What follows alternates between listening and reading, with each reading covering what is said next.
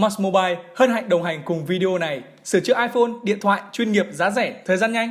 Hãy đến Maxmobile.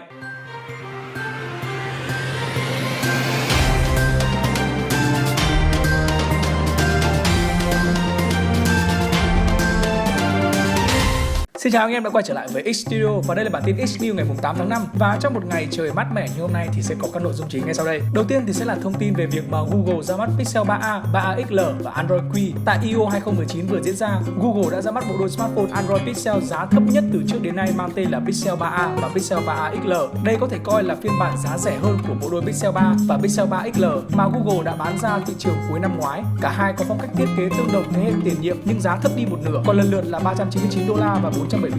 Với mức tiền này, đây là dòng Android được Google nhắm đến cạnh tranh với iPhone XR của Apple. Pixel 3a XL có màn hình lớn hơn 6 inch, còn Pixel 3a có màn hình 5,6 inch. Cả hai đều sử dụng tấm nền AMOLED với độ phân giải là Full HD+. Với giá thấp đi, cấu hình của bộ đôi Pixel mới được giảm xuống dùng chip Snapdragon 670 tầm trung, đi kèm với RAM 4GB và bộ nhớ trong là 64GB. Nhưng bộ đôi đều được trang bị công nghệ sạc nhanh mới 18W, cho phép sạc 15 phút và dùng thêm được 7 giờ. Pixel 3a và 3a XL có dung lượng pin lần lượt là 3000 mAh và 3700 mAh, với thời gian sử dụng được cho là lên tới 30 giờ sau mỗi lần sạc đầy. Vẫn giữ thiết kế đặc trưng kiểu phối hai tông màu ở mặt lưng như Pixel 3 và Pixel 3 XL, nhưng ở phía trước cả hai model mới của Google đều dùng màn hình không có tai thỏ. Ngoài hai màu đen và trắng, 3a và 3a XL còn có thêm phiên bản màu tím nhạt, trong khi hầu hết smartphone Android mới ra gần đây đều có hệ thống camera nhiều ống kính. Trên Pixel 3a và 3a XL, Google tiếp tục trung thành với thiết kế một camera đơn ở phía sau với độ phân giải là 12 megapixel. Tuy nhiên, camera này vẫn có thể chụp ảnh chân dung xóa phông và chụp đêm ấn tượng nhờ khả năng xử lý bởi công nghệ AI.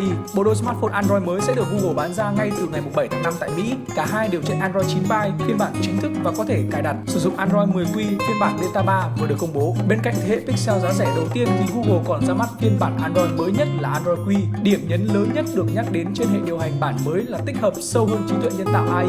Điều này được thể hiện thông qua tính năng chuyển âm thanh thành phụ đề, lip caption, có thể hoạt động mà không cần đến kết nối internet. Phụ đề có thể xuất hiện từ video hay âm thanh bất kỳ trên nhiều ứng dụng khác nhau, tới từ các nhà phát triển thứ ba như là Skype, Instagram, chứ không chỉ trên các ứng dụng của Google như là YouTube hay là Google Viewer. Bên cạnh đó, giao diện Android Q cũng được làm mới rất nhiều so với đối thủ iOS. Android của Google tiếp tục đi trước khi hỗ trợ giao diện dành cho màn hình gập và tích hợp chế độ sử dụng tối màu Dark Mode. Bên cạnh đó, tính năng điều khiển bằng cử chỉ được cải thiện, nhưng nhiều ý kiến cho rằng đây chỉ tiếp tục là động thái sao chép iPhone của Google, khi nút back hiện tại đã bị loại bỏ và chỉ còn một thanh trượt duy nhất ở cạnh dưới màn hình trên phiên bản Android mới.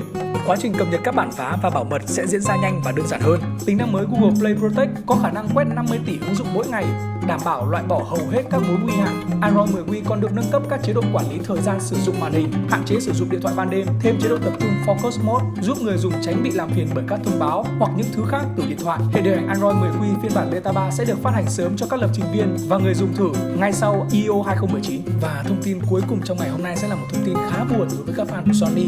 Sony có thể bán mảng di động. Điện thoại Sony trong năm 2019 đang thể hiện sự thay đổi rõ rệt, nhưng nó có giúp Sony đứng dậy hay không thì còn chưa chắc, bởi hiện tại công ty Nhật Bản đang cực kỳ khủng hoảng ở mảng di động. Kết thúc năm tài chính 2018, tính từ tháng 4 năm 2018 đến tháng 3 năm 2019, Sony chỉ bán được 6,5 triệu đơn vị smartphone. Chưa bao giờ doanh số Sony lại thấp đến như vậy, khi cả một năm mà Sony bán không nổi 10 triệu máy. Trong năm vừa qua, mảng Xperia đã đốt của công ty tới 869 triệu USD. Theo tin của Nikkei công bố, từ nay tới năm 2020, Sony sẽ sa thải khoảng 2.000 nhân viên, tức là một nửa số nhân lực còn lại. Trong bối cảnh mà cả tập đoàn đang ghi nhận lãi dòng lên tới là 8 tỷ USD, thì khoản lỗ gần 1 tỷ USD của Xperia đã trở thành vệt đen. Trong tất cả các mảng kinh doanh chính, chỉ có duy nhất di động là gây lỗ. Không khó để hình dung rằng một vị lãnh đạo nào đó của Sony đã bắt đầu tính đến chuyện là bán đất mảng di động cho một công ty Đài Loan, Trung Quốc, giống như cái cách mà Nokia và BlackBerry đã làm. Và đó là tất cả những thông tin mà bản tin XNews đã gửi đến cho các bạn trong ngày hôm nay. Cảm ơn các bạn đã quan tâm theo dõi. Xin chào và hẹn gặp lại các bạn trong các video tiếp theo.